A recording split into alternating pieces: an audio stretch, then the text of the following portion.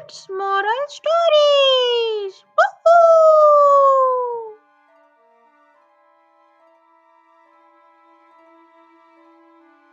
जंगल के गहरे अनुपम वन में एक दिन एक अद्भुत क्रिकेट मैच का आयोजन हुआ। इस बार क्रिकेट के मैदान पर हाथी और कंगारू के बीच महायुद्ध होने वाला था। जंगल के सभी जानवरों को इस मैच का बेसब्री से इंतजार था।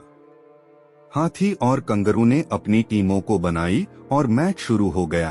पहले हाथी बल्लेबाजी करने आए। हाथी की बड़ी ऊर्जा की वजह से वह पहले ही ओवर में बहुत सारे रन बना डाले, परंतु इस दौरान एक छोटा सा चींटी बल्ले के नीचे छिप गया। हाथी को पता ही नहीं चला और वह धावा करते हुए अपनी रनिंग शुरू कर दी। बल्ला चींटी के ऊपर से गुजर गया, लेकिन उसका धक्का बहुत तेज था। चींटी गिर गई और हाथी भी उसके साथ गिर पड़े। सभी जंगल के जानवरों ने देखा, फिर हंसी से भरपूर शोर मच गया। अब कंगारू की बारी आई बल्लेबाजी की। कंगारू का तो नाम ही है स्पीड में अपने पैरों की रोशनी छोड़ देने का। उसने हर गेंद को छक्का मारा और हर ओवर में हाथियों को टक्कर दी। हाथियों की टीम हर ओवर में उसके आगे ही टेंशन में आ गई।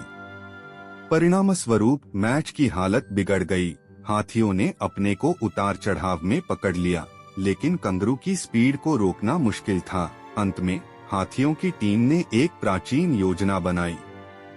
अगले बल्लेबाज के रूप में गजराज जंगल के निकट स्थित झरने के पास बैठे।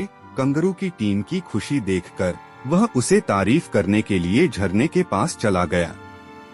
झरने के पास पहुंचकर गजराज ने झरने के पानी को बंद कर दिया। कंगारू चक्का मारने के लिए तैयार था, पर वह देखा कि झरना सूख गया है।